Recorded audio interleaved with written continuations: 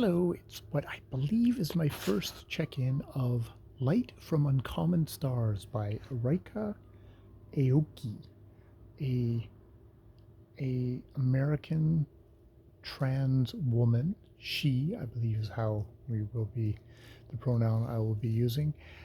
This is her first novel, I think, and it's a bit of a humdinger.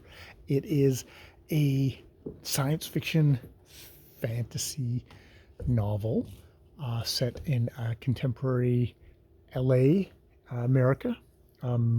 Seems to be focusing on LA at the moment, where a young trans girl flees abusive family where it seems implied that the father has been beating her, um, and she flees to LA, where a demon, a Japanese woman who is a demon, is collecting prodigy students that she trains and launches into kind of fame and fortune, but apparently at the price of their souls. And she's looking for her seventh. And it's like she's been in retirement for a long time, but now she's looking for her final one. And it turns out, actually, is she the demon, or is the guy that she's talking to is the demon? And he says, like, well, the deal was seven every, seven for 7 years, and it's coming up on the 49th year, and she hasn't gotten a seventh. And she seems to be she's like, after having a whole string of them and being world famous for it, she's can't find her final one. Now, the thing you should know about the trans kid, of course, is one of the things that they abscond with when they're fleeing their abusive home is their violin. But of course, and we see this woman, this Japanese woman who seems to be in this deal with the demon to collect souls, that she goes to a kind of competition where it's the best of the best, and they're all like really squirrely and super ambitious. And she meets this prospect, and the prospect is like, I want to be just like this, whoever this kind of famous violin person is. And she's just like, yeah, of course you do. But, has it's all completely hollow. It's all just kind of vainglorious. It's nothing to do with the actual music and stuff like that. And so she's depressed. She ends up going to a donut place, which is a donut place that the original owners kind of resisted actually selling it until, because it was just developers who wanted the land and stuff like that, until they sold it to some people who's like, no, we want to make the donuts and stuff like that. So they sold it and they headed off. And the people who bought it are a family of aliens, not illegal aliens, actual aliens from another planet who have fled across the universe from a war. It's a mother and her kids who are also her crew of her starship in the Starship Donut place, which has a history of ending up called the Starship because they have all these video games of Starship, which they bought and are a fixture of the place. So, yes, the Shitomi goes in there and gets a donut and has to use the bathroom desperately.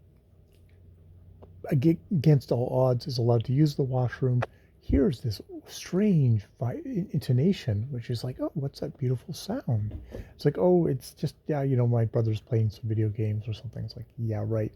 And no, it was the harmonics of the spaceship, and the mother is kind of mother/captain is freaked out, like, oh, is she gonna figure out her thing? Does she know about quantum mechanics and all that, which is very highly unlikely, since this is technology far in advance of anything that human beings have. But they also develop a kind of a romance, and indeed, by the time I've finally gotten to this chapter, they're going to go back to the park, which Shitomi goes to on the first time, and bumps into a sleeping Kristen, I think is her name. It's a trans girl who's just kind of sleeping rough in the park because the people who invited her there are just internet friends and are just complete assholes who don't give a shit about her. And yeah, yeah. And we find it. And later, the guy who was like, oh, said she was beautiful, says like, yeah, you're gonna have sex for me for to help with the rent. It's like, fuck. So there's that. But so she plays for Shitomi, and it's like, holy shit, this is the girl. This is the girl. And she actually makes a point of playing something back to her. So she knows that this isn't just a crazy woman who wants to teach her. It's like, it's a crazy woman who's like really, really amazing player, but she winces when she plays. There's some kind of pain, like she can't play anymore for, any period of time.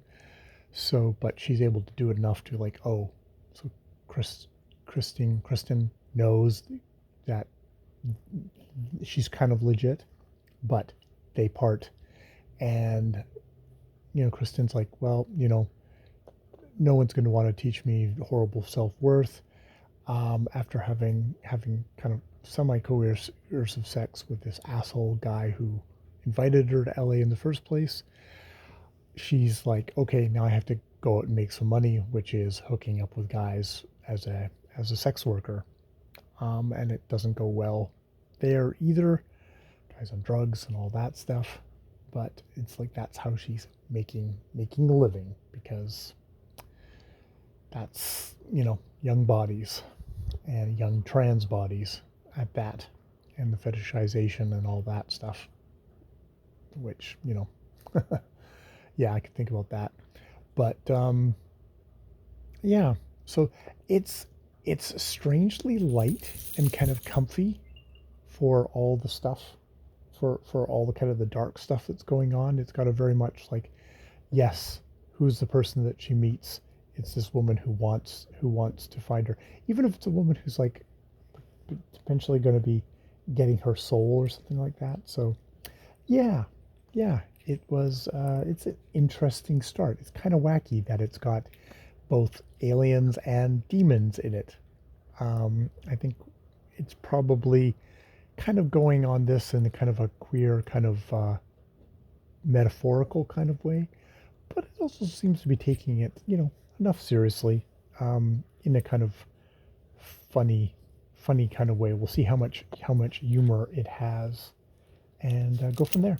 So yeah, that is Light of Uncommon Stars by her name again, Aoki. I'm just gonna go with Aoki, her last name. So yeah, interesting book so far. Could be a mess, but could be an interesting mess. All right, more videos later.